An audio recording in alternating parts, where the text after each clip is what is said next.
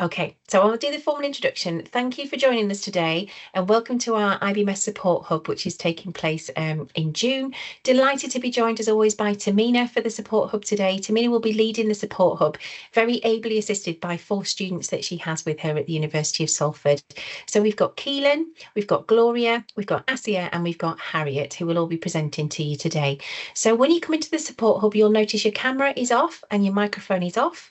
I will manually unmute your microphone, so if you do want to ask any questions, you can do that. If you'd like to just pop questions in the chat, you can do that as well, and we'll answer them as we're going along. And we'll leave a little bit of time at the end just so that we can have a discussion if there's any particular questions that you want to ask. If you haven't been to a support hub before, what will happen is that we will have the video of the event. It will be released and put onto the webpage. So if you want to go back and watch any of it again or signpost any of your friends or colleagues to it, then you can do that. It should be ready within a few days. So without further ado, I will hand over to Tahmina to start the session, co-hosted by her students, and I'll just be in the background to support if you need me. So over to you, Tahmina. I think still on mute, Tahmina. It brought you in on mute. Sorry. Hi everyone, thank you for joining today. Hopefully the session will be really useful for those students who have already secured placements for September 2025, but also for students who are looking to apply for placements as well, if you haven't done so already. So I'm the placement tutor at the University of Salford. I look after students who go out to clinical labs to complete their IBMS registration training portfolio in order to become HCPC registered biomedical scientists. So today's session, I'm going to give you a quick overview on why placements are important and talk a little bit about kind of pre-placement processes, so things such as agreements that you might have to sign, so sort of learning agreements or contracts. I'll talk to you a little bit about the induction process, some rules around health and safety, and some general policies. I'll also talk to you a little bit about the expectations of placement providers and students who go out on placements, as well as any assessments that might be associated with completing a placement. Where you can reach out for support and advice. I'll talk to you a little bit about the portfolio, a little bit about the verification process, some benefits of IBMS membership, and then we'll also have 4 of our students from the University of Salford who will share some of their advice around placement, some tips in terms of helping you to prepare for your placement and what to expect. So first of all, why is a placement important? Hopefully all of you who have joined today are aware that it's important because you need to complete the IBMS registration training portfolio in order to be able to meet the HCPC standards of proficiency. So you should already be aware, to become a biomedical scientist and registered with the HCPC, you need to complete the HCPC Standards of Education and Training, which is a degree. So you should have completed an IBMS accredited degree at the university and also demonstrate that you meet the standards of proficiency. So your standards of proficiency is the IBMS registration training portfolio, which you usually complete when you're on placement.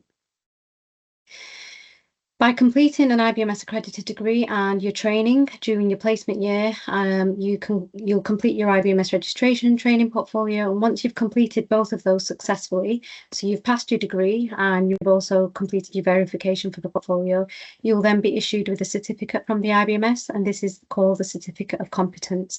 Once you've received the Certificate of Competence, you can then apply to the HCPC to be registered as a biomedical scientist. So if you've already secured a placement for September 2025, hopefully your placement tutor has started to organise some of the paperwork that you'll need to complete. This includes contracts such as pre-placement agreements. This can include a learning agreement. It kind of outlines a commitment, what the placement provider expects from you, what you can expect from them. The paperwork will also include things like DBS checks, vaccinations, and a start date. So make sure if you've secured a placement and you still haven't yet received any paperwork, reach out to your placement tutor and just ask, you know, what kind of paperwork you need to complete. Some universities provide DBS checks and also provide the vaccinations. Other universities do things slightly differently, where the trust might provide those. So again, something that you need to ask about just to make sure that you've got everything you need before you start your placement. Other things that are included in a pre-placement agreement are things like expenses. So again, the placement provider will provide you with information on whether there's any bursaries or any payments while you're on placement.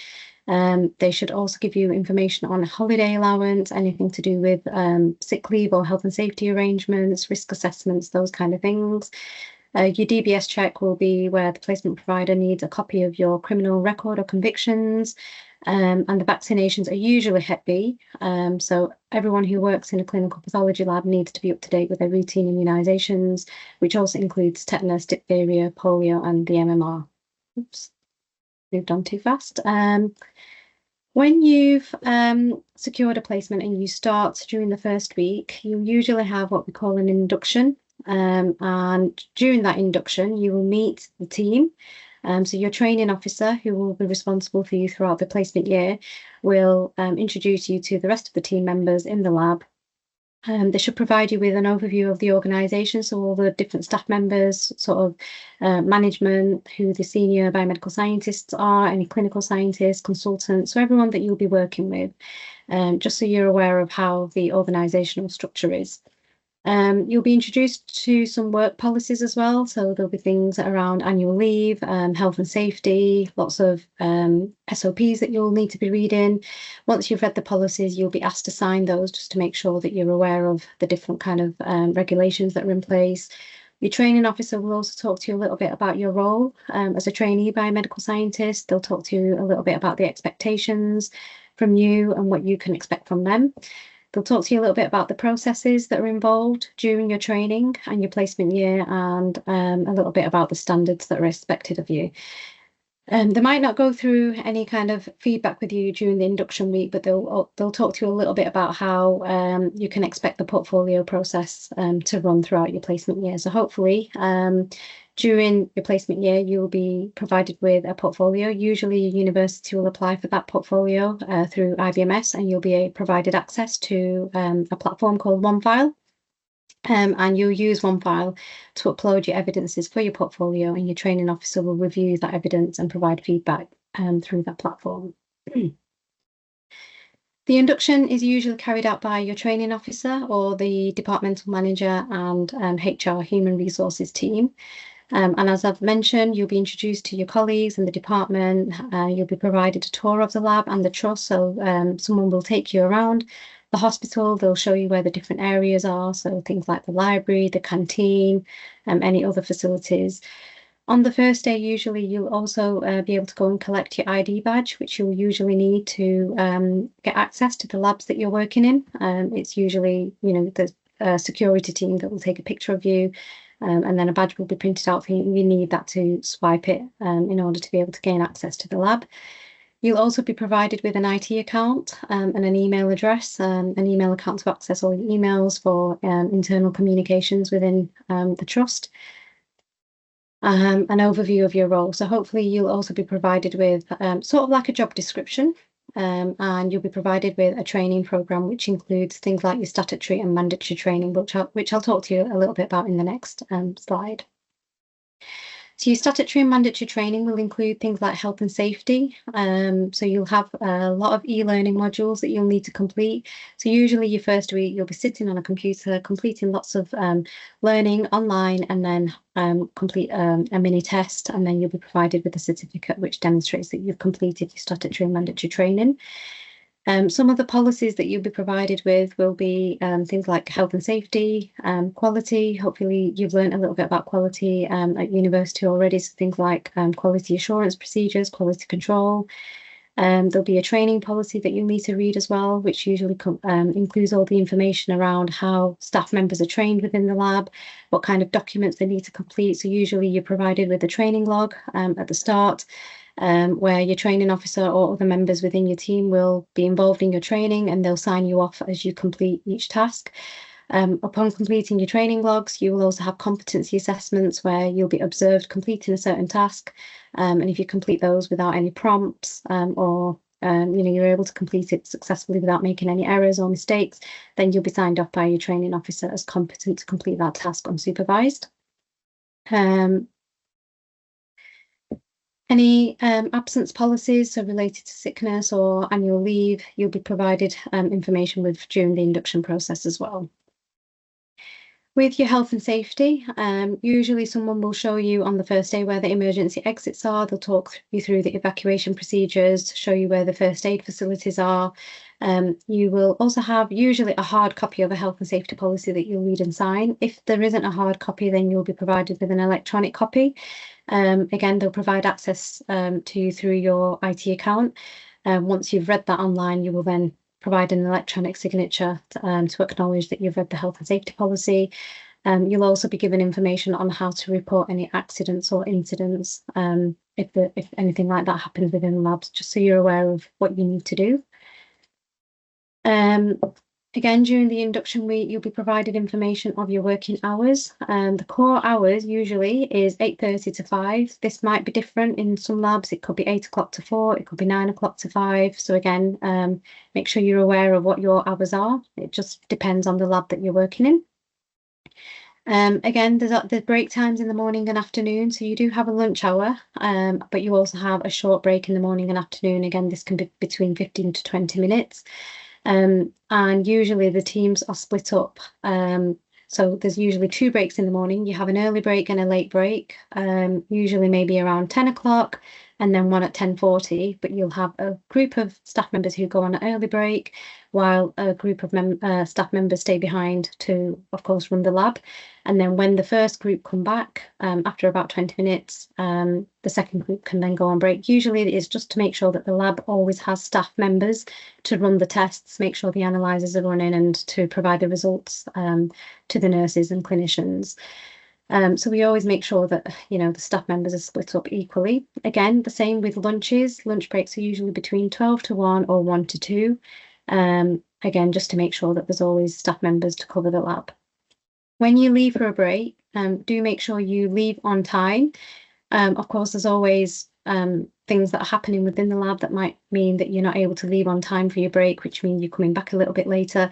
If that happens, make sure you communicate that with your colleagues before you go on break. Let them know that you were supposed to leave at 10, but it's now 10 past 10, which means you'll be coming back at 10 minutes later, just so they're aware. And again, it's all about good communication. If you have left on time for your break, please make sure you do come back on time, because your other colleagues will be waiting to go on their break as well. And you want to leave enough time in between for a handover as well. If there's anything they need to communicate with you before they leave on break, you've left enough time for them to be able to do that. So it's all about teamwork. With annual leave, each trust and university will have their own local policy, so it differs between universities. So again, reach out to your placement tutor and your training officer to try and find out how many days of annual leave you'll receive while you're on placement. Usually for students, the annual leave is the same as what an employee receives, and usually you do have to book them in advance and make sure they've been agreed by your training officer or the supervisor or manager in the lab. And the reason for that is because when you start training within the lab, you become a part of the team. So your staff members start to rely on you as part of the team. So if you're going to book leave, you need to have that booked in advance. So then when the rota is created, whoever's creating the rota can make sure that there's enough staff members within the team or the area that you would normally be working in. For placements, it's usually between 9 to 12 months of training that you need in order to be able to complete your IBMS registration training portfolio successfully. Anything less than that, it's not really enough time to make sure that you're competent for the tasks that you need to be able to complete to practice as a HCPC registered biomedical scientist. Sometimes if students have taken off more annual leave than they're entitled to, or they've been off for quite a long time due to sick leave or anything like that, again, a conversation needs to be had with the placement tutor and your training officer to kind of make sure that you've had enough time to be able to complete the tasks that you need for your portfolio. So it might be that you end up having to come back after your placement year to do more training to gather evidence for your portfolio if you've not spent enough time within the labs.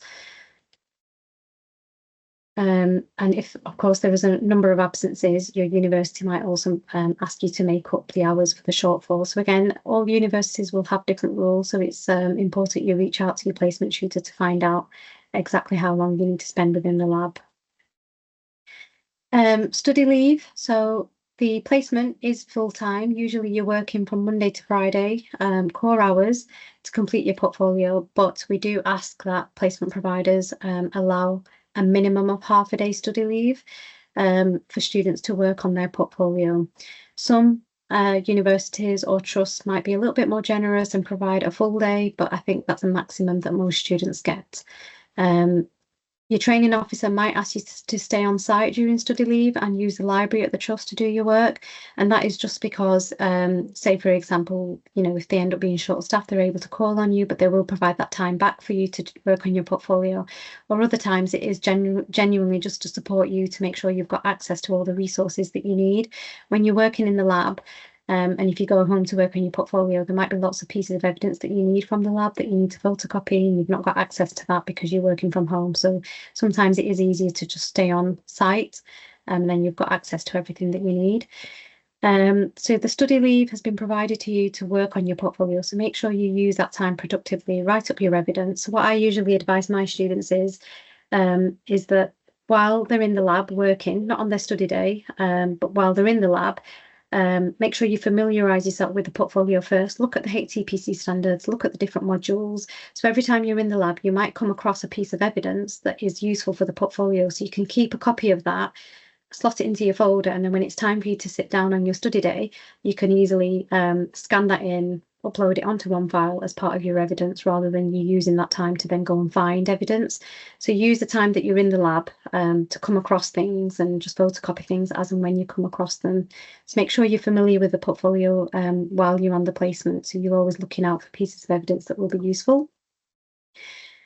Now, there will be times when you're on placement that you can't attend because you're too ill. Make sure you phone the lab at the start of the day, speak to your training officer. If your training officer isn't available, speak to the senior in the lab that you work in. Please don't send text messages to staff members to let them know that you're going to be absent. It's important that you make a phone call. Remember, you're on a placement, but it's like a year-long interview. So how you come across to the staff members is really important if you want a job at the end of your placement. And even if there isn't a job available at the trust that you're doing your placement in, remember these people are the people that will be providing a reference for you. So make sure you phone the lab at the start of the day. So if your working hours is 8 o'clock or 9 o'clock, make sure you're ringing in on time to communicate to your senior, so they're then able to look at the rota and look at which other staff members they're able to pull in to cover your area. Each trust has their own local sickness policy, so the rules might be different. Some trusts treat trainees the same as employees, so you might need to be calling in every day that you're unable to attend work, unless you have a fit note. So over 7 days of sickness, a fit note might be required. So again, speak to your training officer to find out what their policy is. Some training officers or some trusts might say that because you're a student, you don't need a fit note over 7 days. Other trusts do require you to have a fit note. So again, important for you to know what's expected of you when you are sick. I've already mentioned, don't send text messages, avoid sending emails or messages on social media or messaging other people to get the information across. Speak to your training officer directly or the senior of the lab. When you have returned to work after a period of sick leave, your training officer will usually have a meeting with you. It's a return to work meeting, and it is genuinely there to make sure that you're well enough to work, and if there's anything the placement provider can do to support you in returning to work. So it's not that you're in trouble or anything like that. It's just a series of questions to make sure that you are genuinely fit to work, and if there's any reasonable adjustments that the placement provider needs to make in order to support you in completing the placement. I touched on statutory and mandatory training earlier, and I mentioned a little bit about health and safety, but there are other bits of training that you'll need to complete. So EDI, which is equality, diversity and inclusion, GDR, so everything around data protection, things around confidentiality, infection prevention and control. All of these areas you'll be expected to do training in. So usually they're in the form of e-learning modules, which you'll complete, and then once you've completed a mini test or a quiz, you'll be provided with a certificate. You can use some of this as part of your evidences for your portfolio, as long as you're reflecting on them and talking about how it meets the standards of proficiency. So a certificate a certificate on its own isn't enough. You'll have to write up something to go with that certificate, and then make sure you're referring to the HCPC standards of proficiency to demonstrate how you meet the standards. Any information around your role as a trainee biomedical scientist will be provided. So usually your core duties are similar to an MLA, so a medical laboratory assistant, but you'll have additional tasks to complete on top of an MLA job because you're training as a biomedical scientist. So you'll have additional training logs and competency assessments on top of the usual MLA duties. At the beginning, you should be provided with a training program. So your training officer will show you details of any rotations. So say, for example, if you're working in a blood sciences laboratory, they might put you on specimen reception first for you to get your experience on accepting samples, handling samples, preparing samples for analysis. And then you might be moving on to biochemistry for a few months or a few weeks before you move on to hematology and transfusion. So those are the labs that are usually included in a blood sciences lab. So if you haven't received a training program, it's always worth speaking to your training officer to ask for a bit of a plan. Sometimes the plan does change. So just because they've given you a training program, it doesn't mean it's fixed for the rest of the year. Lots of things change. The staffing levels that change, people leave, new people join. So you do need to be flexible. There might be changes to where you're voted in, which is a little bit different to the program that you were provided at the start. You should be provided with a training log as well. So when you start in whatever area that you complete your training in, you'll be given a document which has a list of all the tasks that you'll need to be trained on. And then you'll need to date that and sign it along with your training officer to show that you've been trained in certain areas. And then that's followed by a competency assessment. So this is what a training log looks like. It'll be different in each lab, but this is just to give you an example of what a training log might look like. So you can see here an example of a training log for reception duties. So you'll be expected to read the sample acceptance policy, and then you'll be expected to debag samples. You'll also be expected to know how to deal with leaking samples, know how to deal with spillages, complete disinfection procedures and that kind of thing. So you have a list of tasks that you can see here on the left-hand side. Once you've been trained in each of these areas, your training officer will write here what date you started the training. And if you are able to complete each of these tasks without any prompts, then they'll sign you off as competent and you can then complete each of these tasks unsupervised. They'll also write here how they completed that assessment. So whether they observed you, whether they asked you questions verbally, or whether they asked you to complete a set of questions, written questions, for example. So that'll be provided as evidence. You can use documents like this as part of evidence for your portfolio as well, as long as you're reflecting on them and referring to the HCPC standards and discussing how you meet the standards of proficiency. So use as much of your documents as possible as pieces of evidence for your portfolio. In terms of skills development, you will achieve lots of different types of competencies. So this will include things like team working, communication, interpersonal skills, and time management. When you're working in a lab, there's lots of different types of people that you'll be working with at lots of different grades. So it's really important that you learn how to work with different types of people. You learn how to communicate, not just with your team members, but also service users. So there might be people that come to the reception, and there might be nurses, clinicians. So again, you'll be learning how to communicate with lots of different professionals. Interpersonal skills include things like time management, as well as developing confidence in certain areas. You'll be developing lots of different types of training skills, ability to complete different tasks on different types of analyzers. So if you're working in a blood sciences lab, you'll learn how to complete tests such as full blood count tests, coagulations. If you're working in biochemistry, there'll be other different types of tests that you'll be completing. So things like urea and electrolytes, renal function tests, and microbiology and virology. You'll be working with things like swabs, that kind of thing. Time management, really important when you're working in the lab, because obviously there's lots of samples that are coming in, there's patients that are waiting for their results. and you're all working as part of a team. So if, for example, you're working on sample reception, you need to make sure that you're able to complete the processes in a timely manner, because you've got colleagues within the lab that are waiting for those samples. They can't process those samples until you've done the checks and you've booked them in. So everyone relies on each other in order to get those results out as quickly as possible to the patients, and for doctors to be able to decide what treatment plan they need to provide for the patients. So I've already mentioned you'll be working with lots of different colleagues from various departments. There's nurses, doctors, clinicians, porters, and these are the staff members who will transport samples across to the labs. You'll be working with transfusion practitioners if you're working in blood sciences labs, consultants and clinical scientists. So lots of different people that you'll be communicating with. Now, when it comes to completing your portfolio, you should have regular meetings with your training officer.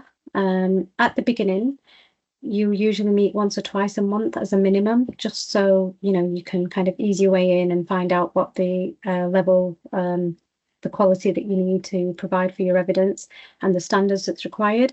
So during these meetings, when you start gathering evidence for your portfolio and you submitted them on one file, your training officer will provide feedback on your evidence in the portfolio. They can provide feedback on one file, but it's always good to have face-to-face meetings with them as well, so you can have a bit more of a discussion and a chat, and it's an opportunity for you to ask questions as well. Your training officer will check the training that you've completed in each of your labs, make sure that you're progressing as you should be. Sometimes there might be difficulties where there's been staff shortages and you might not have completed as much training as you should have done. You might not have met your targets. So again, having a meeting is a good opportunity to discuss with your training officer what the barriers might be. So make sure you use those opportunities to be open and honest. If you're struggling with any areas, make sure you're communicating that with your training officer so they can provide support to you. Usually during these meetings, it's really good to have deadlines and targets to achieve before the next meeting. This helps you to stay on track for your portfolio. You want to complete as much of the portfolio as you can while you're on placement year. Try and avoid leaving lots of areas or lots of gaps before you come back to university for your final year, because final year can be intense. You've got exams, assignments.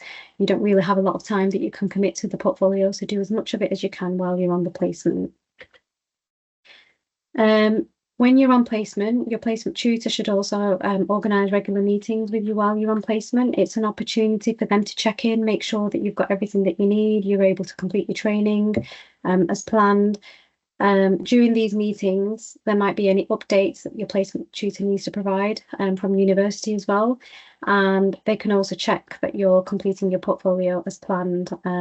During these meetings, your placement tutor might also ask you for copies of your training logs and competency assessments that you've completed in the lab. And that's because it's part of audit processes, one for the university and one for also IBMS, because when IBMS come to accredit degrees at the university, they ask for evidences to make sure that we're also doing our own checks and that the labs are completing the training as they should be. The meetings are also useful for both parties, so not just for the placement student, but also for the training officer. So if there are any issues, the placement tutor is there to provide support for the training officer as well as the student. So it is more like an informal chat, but just to make sure that there's nothing preventing you from completing your placement and your portfolio. For the placement students, you are usually treated as an employee. You become part of the team, as I mentioned earlier, so you should be behaving in a professional manner. Remember, you're there to complete your portfolio, but also it's like a year-long placement. So remember the standards of proficiency from the HCPC, ethics, conduct, everything that you've learned at university. I mentioned earlier about being absent due to sickness. Make sure you phone the lab and let someone know that you might not be in due to sickness. But if you're also going to be late, make sure you phone the lab first thing in the morning and let them know that if you're stuck in traffic or something's happened at home and that you're not going to be able to come on time, or if you've got an appointment, make sure you're communicating that in advance. When you are on placement, you do become part of the team, and that's really nice. You become a friend as part of, as well as becoming a valuable member. that contributes towards the service. But again, it's easy to get carried away and start chatting. So try and avoid getting too distracted, because if you do, you might make mistakes in the tasks that you're completing, and you don't want to be doing that while you're on placement. Not that I'm saying that you don't make mistakes. Everyone makes mistakes when they're, you're only human. But if you're going to be too distracted and talking, or even using your phone, then you're at a high risk of making a mistake.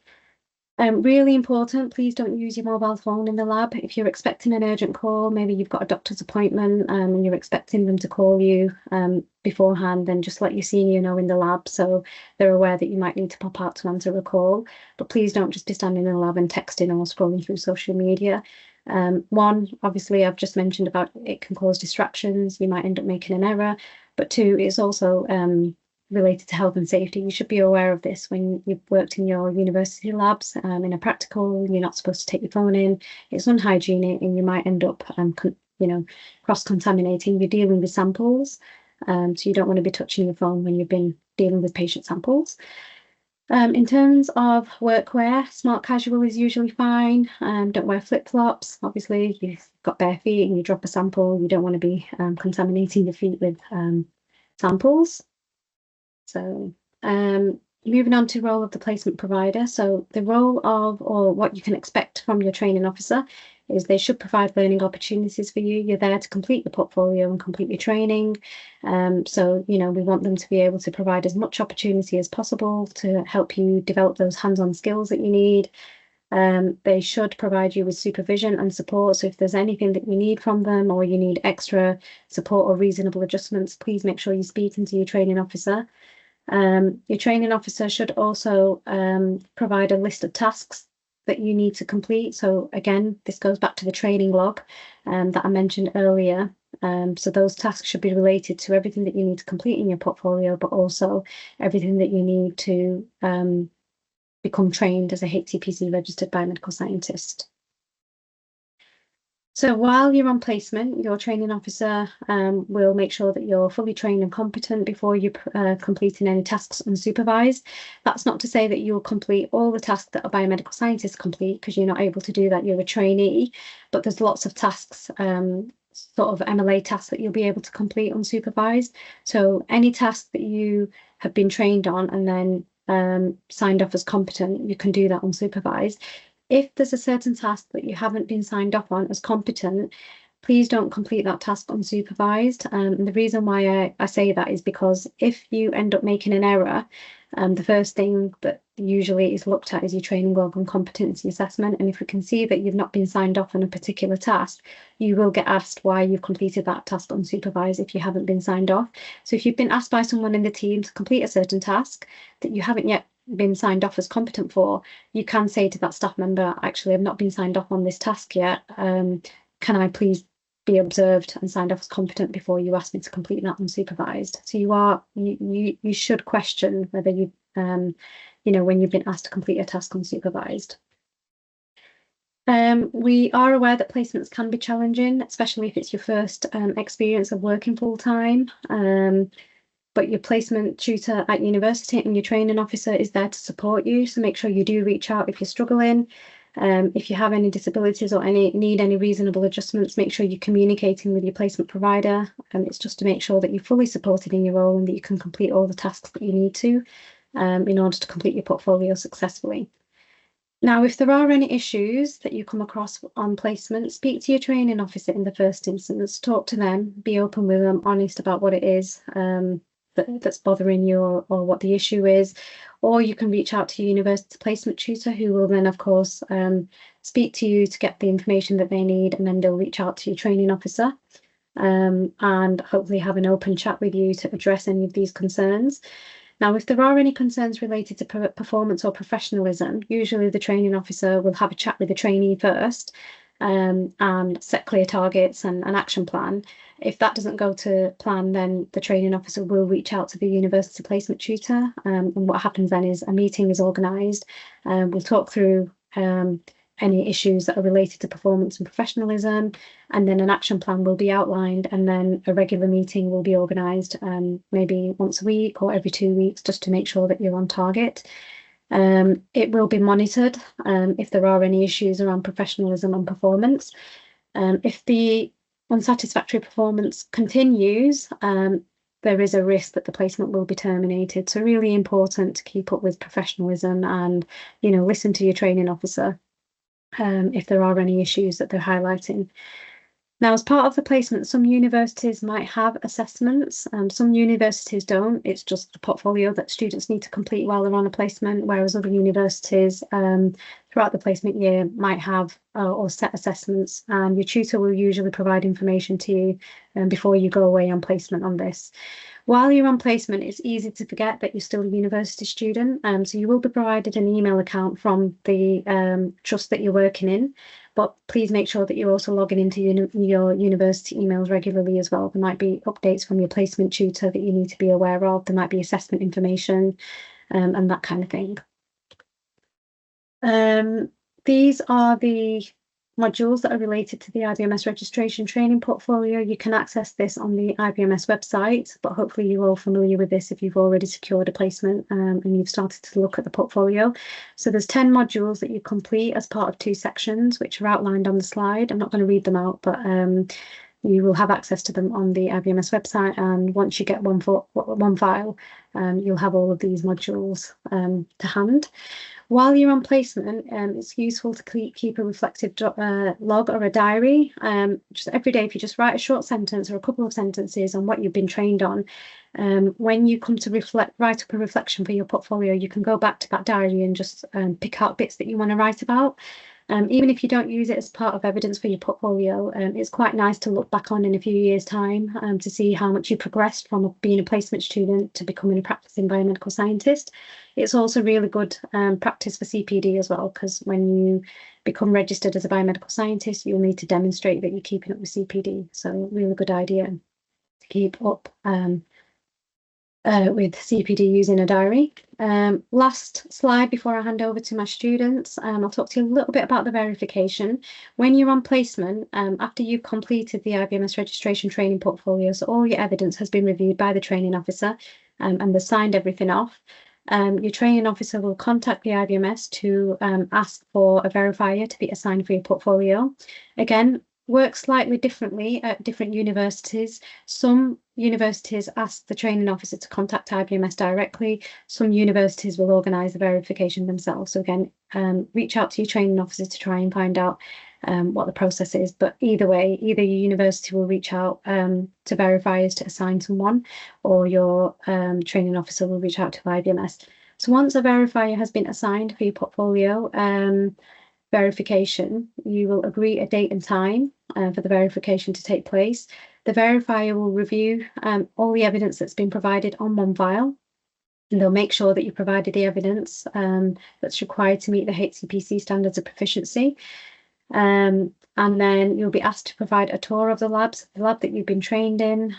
You'll be expected to talk about each area that you've been trained in, and during this tour, your verifier will ask you questions just to check that your knowledge and understanding is there. Make sure that you are familiar with the areas that you've been trained in, but also areas around health and safety, the different types of samples that you're dealing with, things like patient confidentiality, policies, quality assurance procedures.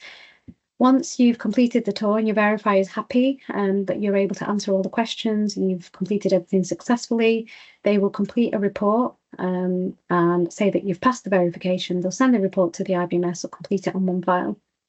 And your training officer will also be expected to complete a feedback form as well.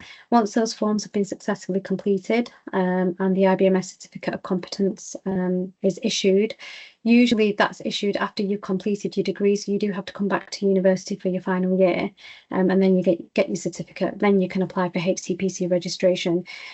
So again, things work slightly differently. Some universities ask the lab to give you a project to complete. So there's a research and development module that you need to complete as part of your portfolio. So some labs will need to give you a project to complete in the workplace, and you use that as evidence towards your portfolio. Whereas some universities say you can leave that module out, complete all the rest of the portfolio, and then when you come back to university, you can complete your research project at university and use that as your final piece of evidence, and then you do your verification. So again, speak to your training officer to find out what the process is for you when it comes to your research project. Harriet, over to you. Hi, Tahmina, thank you. Hiya, so my name's Harriet and I'm currently a trainee biomedical scientist on my placement year at Royal Bolton Hospital in the biochemistry department. So I'm going to talk to you a little bit about my roles and responsibilities as a trainee biomedical scientist in biochemistry, the portfolio and how I approached it and towards gathering my evidences throughout placement. And we're going to take a little look at the achievements and career progression that you can start to think about on placement and beyond.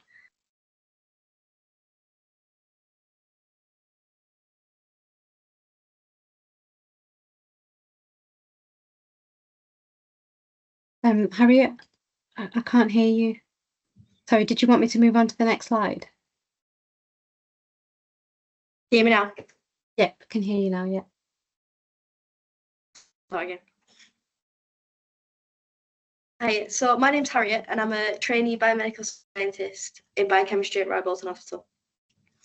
So I'm going to talk a little bit about three things: my roles and responsibilities as a trainee biomedical scientist, the portfolio and how I decided to approach gathering evidence on placement, and the achievements and career progression and during placement and beyond. So my roles and responsibilities as a trainee biomedical scientist in biochemistry is primarily to learn, observe and practice the essential knowledge and competency required to be a biomedical scientist. So in biochemistry, this includes chemistry assays, immunoassays, electrophoresis, immunohistochemistry, processing calprotectin, fecal samples, measles, varicella zoster and tissue transglutaminase, which is celiac screening, and also performing osmolality testing on samples. So my progress through each area of the laboratory is tracked using the training and competency documents. So each of these areas requires me to be signed off by a senior to show that I'm competent in processing samples in each section of the laboratory. And once this is completed, I'm able to do this independently. Secondly, as a trainee, as with all members of staff in the laboratory, you're required to monitor your continuous professional development, whether this is attending seminars by the Trust or by the IBMS, but really taking control of your continuous professional development and making sure that you're putting in the effort to develop your knowledge and competency in other areas or specialisms to show that you're really interested in the role, especially as a student, to show your enthusiasm for your placement and really show that you're willing to learn and develop professionally. And finally, you're also responsible for developing transferable and practical skills. So this could be anything from communication and team working and interpersonal skills by communicating within your department and with your colleagues, as well as communicating towards and consultants when doing things like validation under the supervision of a qualified biomedical scientist. But this can also be your scientific knowledge and techniques and practical knowledge as well.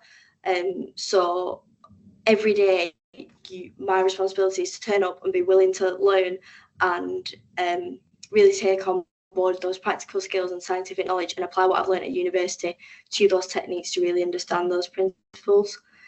And finally, the most important thing when you're turning up to placement every day is to remember that this is a year-long interview. So turning up and being professional and dressing smart and really engaging in that learning is really important when coming to placement every day, and just being your best self and really selling yourself to those people who might be your future colleagues or future managers once you're qualified. Can I have the next slide, please?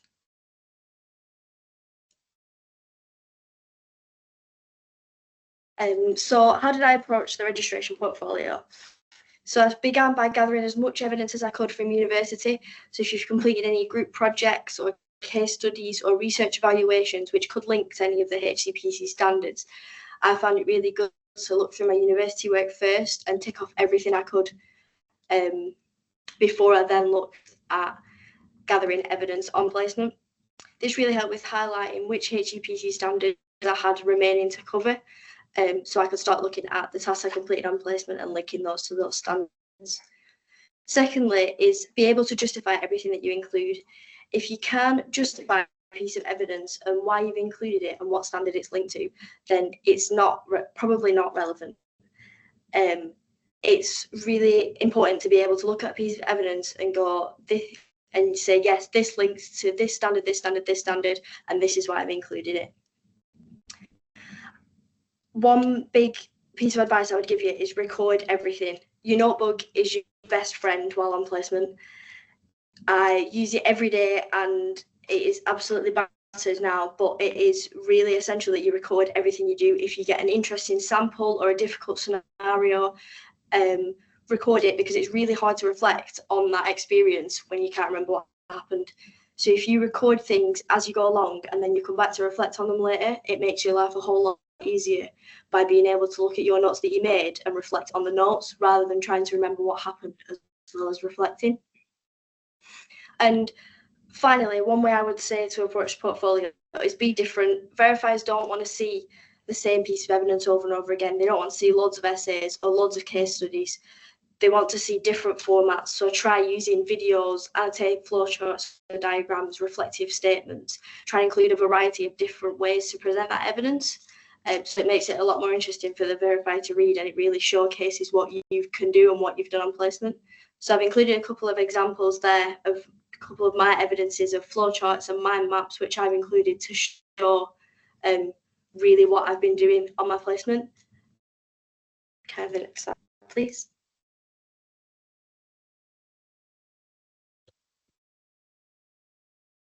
So what about achievements and career progression then? So for me, there's so many things that you can do while on placement and looking past your placement.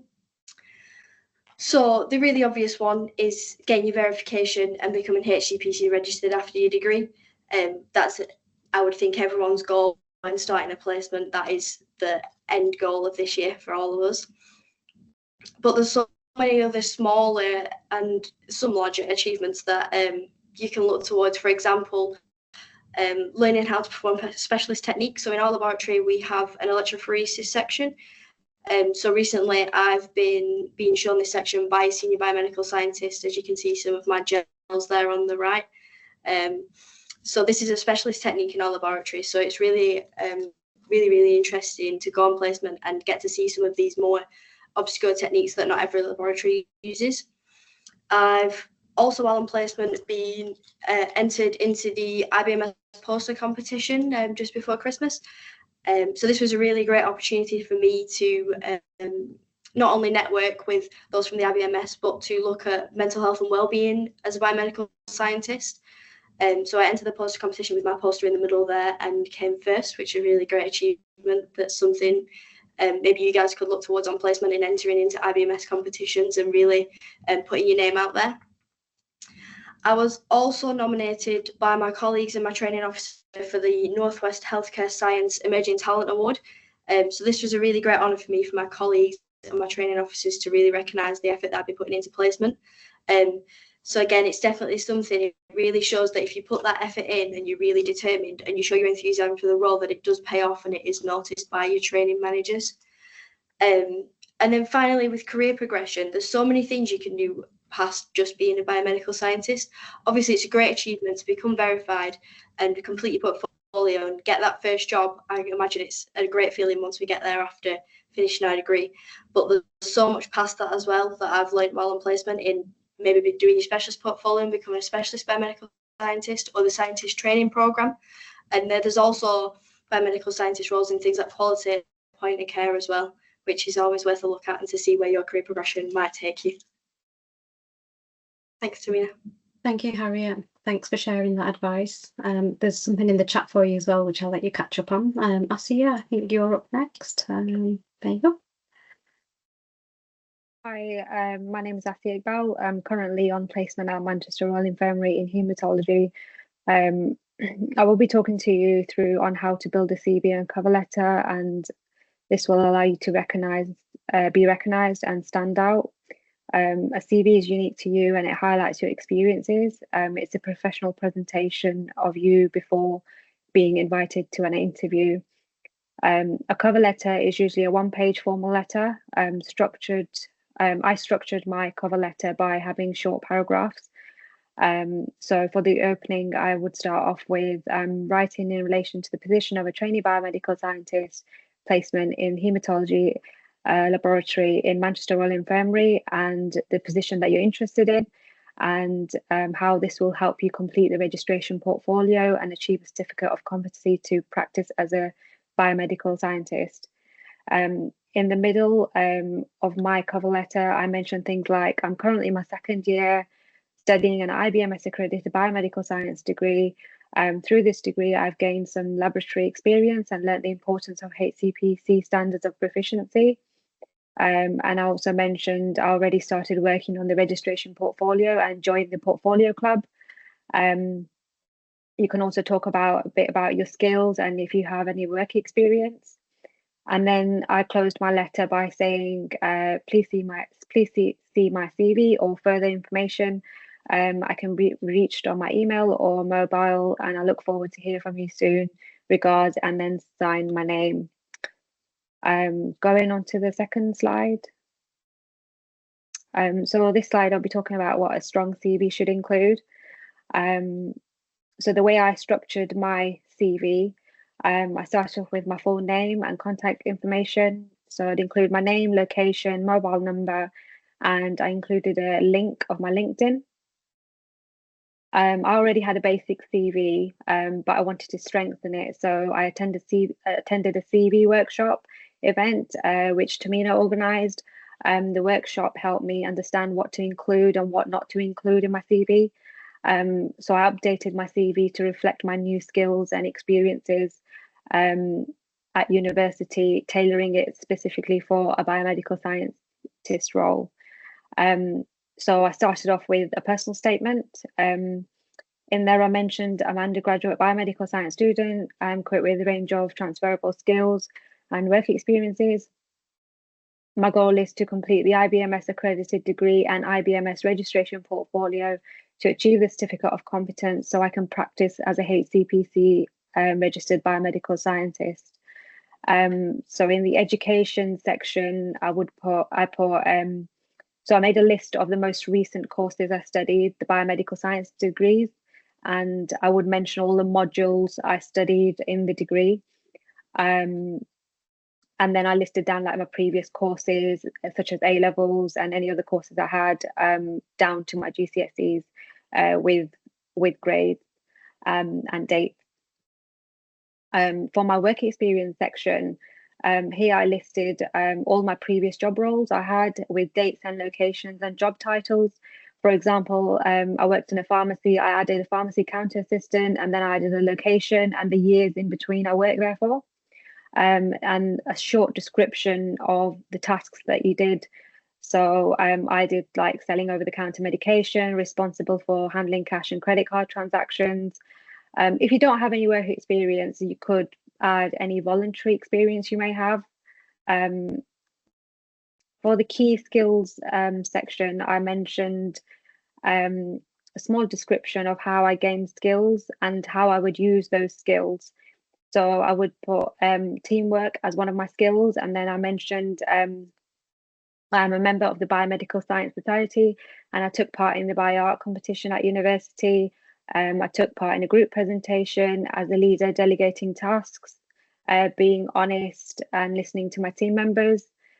So another example of the communication skills I had interpreted in different languages in my previous job roles. Any lab skills that you've learned, pipetting techniques, using microscope and centrifuge, you can put these that you've learned at university. And then in the interest section, I enjoy reading scientific books, spending time with my family and going to the gym. And for references, you could include your references, but I just added available on request. So that should be fine. And finally, things not to include in your CV will be your full home address, your date of birth. Don't have an unprofessional email. You don't need to include your nationality, and you don't need a photo unless the post requires this. And make sure you don't add too many big paragraphs and make it too wordy. Bullet points, so it's easier and simpler to read. And that's it from me. Best of luck. Thank you, Asiya. So hopefully that information has been useful for students who haven't yet secured a placement but are still in the process of applying for a placement. Thanks, Asiya. Next up, I've got Gloria, who will hopefully be able to give you some useful information on how to prepare for an interview. Again, this is useful information for students who haven't yet secured a placement or are currently in the process of applying. Everyone, my name is Gloria and I represent the Diagnostic Cytopathology Department at MFT. So today I'll be talking about how to prepare for your interviews and how to ace them. So it's important that you do some previous research of the department before you go for your interviews. So it's important that you highlight your value-based questions, and it's important that you do previous research on the department, and make sure you have enough knowledge on the IBMS, HPC, and the registration portfolio. And it's important that you also talk about patient focus, respect, equality, and how you're able to implement teamwork during interviews. They're also going to ask you about technical questions. And in this section, you can talk about the lab procedures that you've done at university and the skills and transferable skills that you can adapt whilst you're also at placement. It's important to talk about clinical importance, health and safety, and how you'll be reading the SOP procedures before doing any experiments in the laboratory. They're also going to ask you about competency-based questions. So it's important that you use the STAR technique, which also helped me to ace my interviews. So they'll ask you questions such as, tell me about a time you encountered a problem in the laboratory. And it's important that you highlight the context, the task, so what was your responsibility, the actions that you take, and the results. So what was the outcome, what did you learn, and what you can improve on later on. The questions that you also get, it's about university laboratory experiments that you've done. So you can talk about common techniques that we use at university. So we do special staining, PCR. This shows the training officers that are interviewing you that you have knowledge and you're not starting from scratch. It's also important to talk about accuracy, and how you able to follow SOP procedures, and always make sure you link to patient safety. So it's important in the lab that you wear your PPE. They always want to hear that the student is aware of all of these important things. So we also do, you can also practice with other people and do mock interviews and the STAR techniques for structured answers.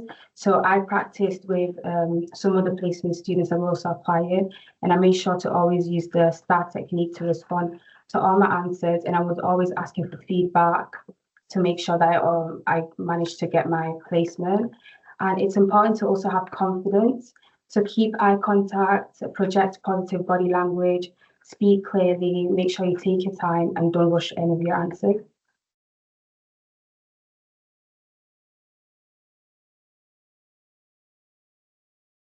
So I'll briefly talk about my experience. So I was interviewed by several training officers from different departments. So it was cytology, biochemistry, pediatrics, hematology, and each training officer is looking for the best student to fit the department. So they're all looking for qualities that will make sure that the placement student will thrive in the department, and that the people already working in the lab will get along with the placement student. So all answers were recorded and noted down. So as I was talking, I noticed that they had a document where they was ticking if I met criteria. So as you're talking, if you feel like they're not ticking as many, make sure you keep talking. Talk about the skills and transferable skills that you have that maybe you learned from your part-time job or just from voluntary work you've done. I made sure to constantly highlight all skills that I've learned from university, and it's important to communicate that you always have these transferable skills, because they will always impact the department in a positive way. And if you're impacting the department in a positive way, it will also impact the patient in a positive way. So my placement interview was quite daunting because I did have 8 training officers interviewing me, but I made sure to always take breaks and think. So it's important that you take your time, that you reflect on the question, and always ask for clarification if you don't understand the question, and then you can answer. And the training officers always want the best for you. So in some instances where you've maybe not ticked all the criteria that they need, they will ask you additional questions. And in that period, you're able to show off. And to show off, I basically printed out some lab reports. I showed them some of the best grades that I got at university. I talked about some challenges that I faced at university and how I overcame them. They're always looking for people that constantly thrive and always want to do better. So it's important that you show them that you have faced challenges and that you have overcame them and how them challenges have impacted you to do better as a person. Yeah. Good luck to everyone that has an interview, and feel free to ask me any questions. Thank you, Gloria. I'm going to hand over to Keelan. I'm aware that we have run over slightly over time, but Keelan just has a couple of slides to share some advice with you, and then hopefully we can address any questions and answers you've got. If you're not able to hang around, but you've got questions, just type them in the chat and we'll send out the answers when we send a link to the recording when it becomes available. Thanks. Over to you, Keelan. Okay, hi everyone, my name's Keelan. I'm currently a trainee biomedical scientist at MFT Wythenshawe Haematology. So I began my placement back in September of 2024, so I've been here for almost 10 months now. When I had my interview, it was with senior biomedical scientist and a few chief biomedical scientists within the department, so across haematology, transfusion and coagulation. It was really important for me personally to make a good first impression, to show off what I do know, what I've developed from being at university, for example. At Salford, which is the university I'm studying at currently, we were lucky to have our portfolio club, which is an advantage. So I did speak about that at length and how we'd had a little bit of preparation before going into the placement with our portfolios. So in my daily working role, I'm supported by my training supervisor, so my senior transfusion, the lab managers and band 5 and 6 biomedical scientists I work with every day. So we use a lot of time to discuss portfolio evidence, the workflow within the lab itself, any suggestions we have to make it work around my placement or give me more time to work on my placement, and any general concerns. They're always there to support me for anything else going on inside the lab. Something to note on that is that with your more senior colleagues, there is plenty of experience and wisdom to be gained from them. So please always ask questions. I used to struggle a lot with asking questions, bothering people, but you'll learn quickly on placement. It's a good idea to bother people, get the information you need or something you're curious about. The odds are they'll have the answer and they will enjoy talking to you about it because it will bring a lot of things back for them they might not have thought about in a while. Next slide, please.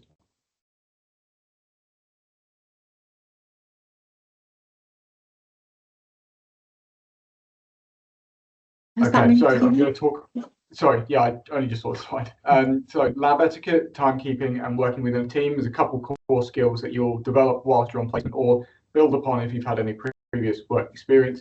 On a normal day, I'll work with a range of different members of medical staff across the hospital, so consultants, nurses, a few more senior biomedical scientists, and the routine laboratory staff I work with. This also does include porters who are life source in the hospital. They'll get, for example, in haematology, really important blood products over theatres away from the lab and to the patients that do need them.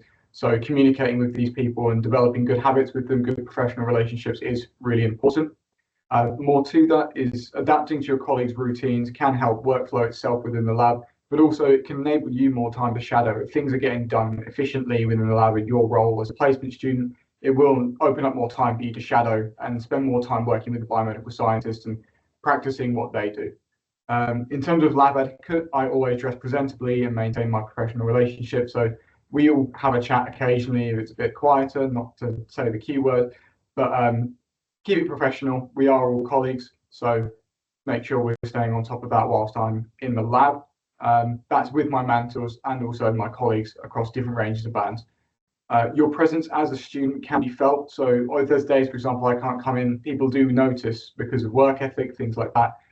You're here to make a really good impact in the year that you're here. So I've made a really big effort to try and present myself as well as possible and show that I have what it takes. On my first day as a placement student, actually, my senior recommended to me that it is like one big, long interview. So making sure you make that effort all the time and bring your best self to work, echoing the rhetoric of a few other placement students that have spoken today. It really is important and it will take you a long way. Next slide, please. Okay, so portfolio evidence, how to log it and planning your work. On the left there is just an image of my working document that I use for all of my portfolio work. That contains section 1. It is all yellow now, so I have got through all of my section 1 work, and everything that's highlighted is what has been completed, and I've reviewed with my placement supervisor. So Tahmina talked earlier about the OneFile, which is kind of a shared portfolio portal resource for your placement supervisor, candidates, and your university contact. It's really helpful to be able to drop your pieces of evidence in there, ready for review by your placement supervisor, for example. I like to make notes in there with her, and we'll go through it and have in-person conversations as well, see what can be changed, what can be improved. Personalized training logs and your record of work, a lot of it is down to you. So the way you want to plan things out and structure your work is very much up to you. I prefer to do it in bullet points, so it's clear, concise, and easy for me to look at, and I won't get lost in the titles of things, especially amongst different sections, because if you go from section 1 to section 2, it is very different content. So it's good to plan it out in a way that makes sense for you and you can keep on top of it. I tended to set smaller goals, so I try to work towards a module a month, and across 10 modules, I'm pretty much on top of that so far. It's easier for me to digest, and it also means I can take out 3 pieces of evidence in a short period of time and keep it all focused on one area of the portfolio. That's what works for me, but it might not for you. So just think about what is best for you, and you will get it down to a rhythm eventually when you're on placement. And allow yourself time to review and second check your evidence before submitting it. It is really helpful to go through it a couple of times with yourself, but it's also good to get those fresh eyes from your supervisor. Even if it's not finished, look for a little bit of guidance. They'll always be happy to help you. Next slide, please.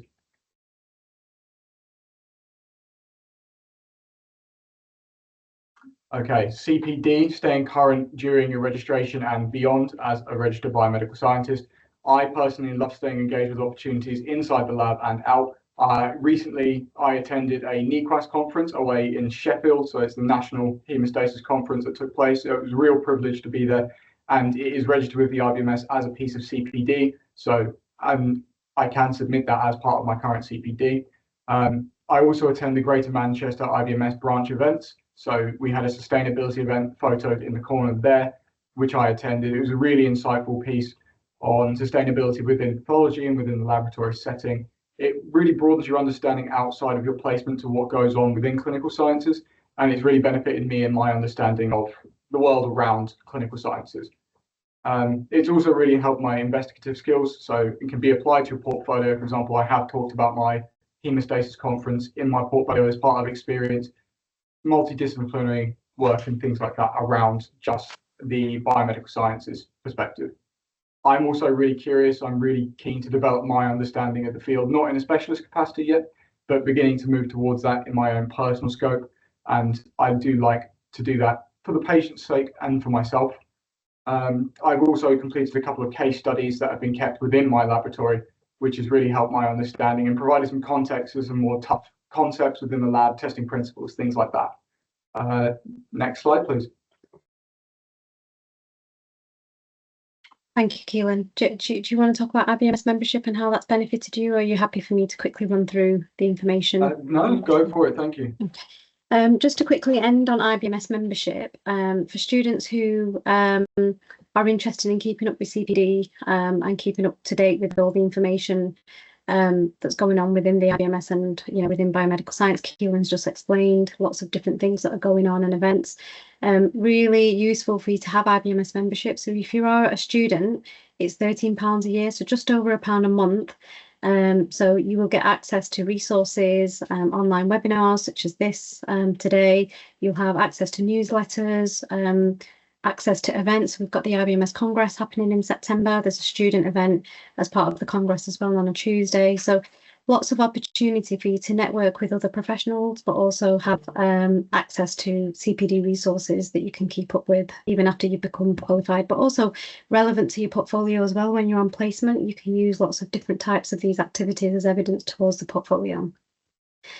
Thank you for everyone who has managed to hang on. I know we are over an hour, but I hope it's been useful, not just hearing the information that I provided for you at the beginning, but also hearing firsthand from our students while they've been on placement. So any questions?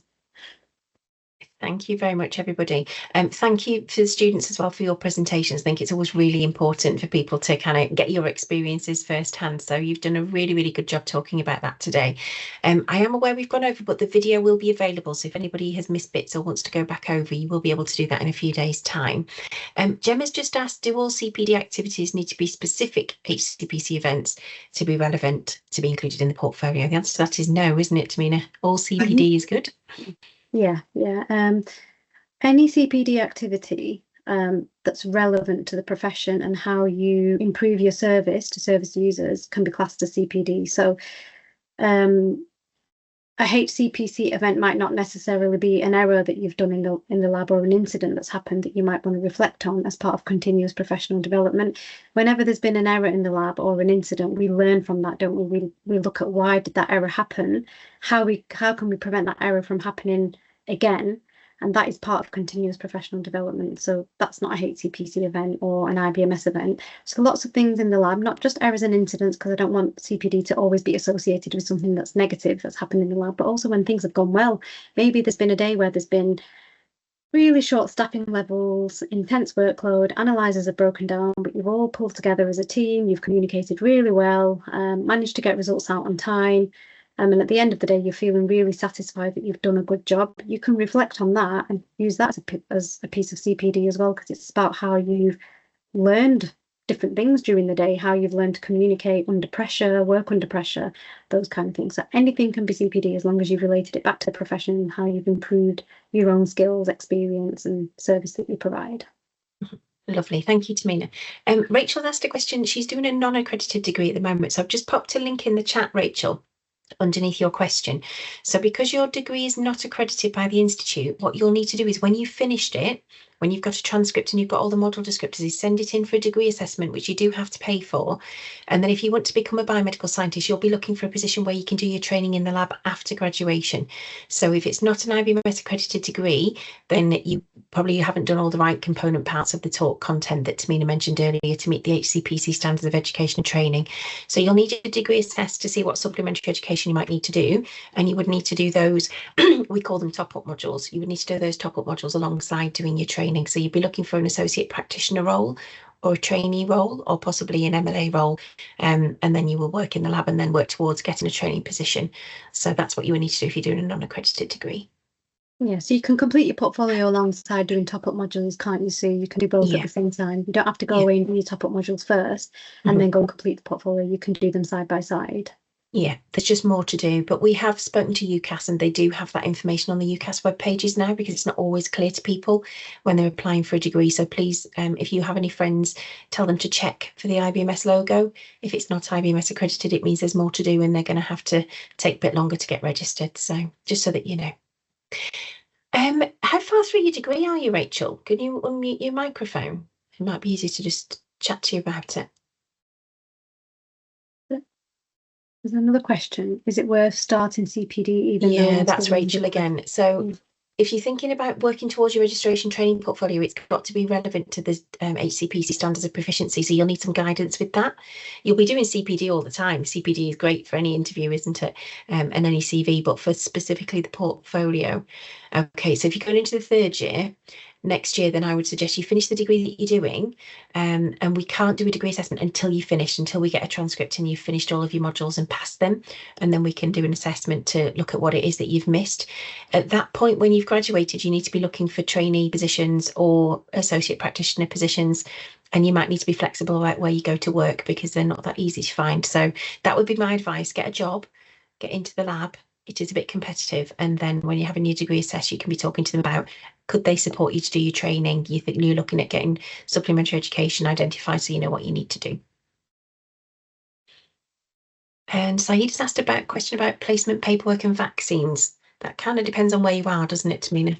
Yes, this is one of my students. So Saeed, I've been away on leave, just returned back yesterday, so I will be in touch with the placement paperwork and all the information that you need. But yeah, for any other students who have the same question, usually when you've been on an interview, if you've been offered a placement, you need to contact your placement tutor at the university and let them know that you've been offered a placement. They will then contact your placement admin team and then get the paperwork rolling. So it's usually your placement tutor at the university that you have to inform immediately. Yeah. And I just want to say one thing, there's no question, but when you were talking to me and you were talking about protected time, it is really, really important that you get protected time during your placement. If you don't, you need to contact your placement tutor. If the lab's just saying we're really busy and you can't have any time, you need to let your placement tutor know, because you are supposed to have protected time. So we can intervene if that's not happening and you're not getting a chance to do your pieces of evidence. So please do flag it if that starts to be an issue. Okay, that's good, Rachel. Yeah, apply for an MLA role as bank staff. That will get some experience on your CV. You'll get known by your local hospital as well. So if they're happy to take you on as MLA staff, getting your foot in the door is the most important thing. So make those contacts, show how keen you are, and tell them what your plan is. And then hopefully you can keep doing the bank work for them while you start to look at what top-up modules you might need to do once you've finished. Yeah, and just so you know as well, Rachel, something to add to that is some trusts who have MLAs that need to do top-up modules, they actually provide funding for their staff to complete top-up modules. Again, you'll have to speak to the employer and just ask them whether that is an option. But the trust I worked in, whenever we had an MLA who needed to do top-up modules to become registered and do their portfolio, yeah, we provided funding for them. It just depends on how many modules you've got to complete and what the cost is really. Yeah, it might be that they share the cost, so it's worth finding out. Definitely. And if you're a long way away, if you've done a very different degree, there's an option of an apprenticeship if you're in England. So you could talk to them about, you know, how much you've got to do and whether that's a few modules or whether that's virtually a full degree. I would hope not. If you're going to go in a micro lab as an MLA, you'll be doing something relevant. But yeah, it's worth, once you know what the answer is and how many you've got to do, have that discussion with them. Definitely. Okay, so we are just after 1:15. We are a little bit over, aren't we? But a really useful and helpful session today. So thank you again to all of our students who joined us today. And thank you to Tahmina as well for the information you provided on placements. I think it's been a really good session. People have got a lot out of it, lots of thumbs up and clapping earlier on. So well done all of you. Thank you for giving up your time. Thank you to everyone who's joined us online as well. We'll release the video as soon as it's ready. So keep an eye out for that if you want to go back or pass it on to other colleagues. So thank you very much again, and we'll see you soon. Thank you. Bye. Bye.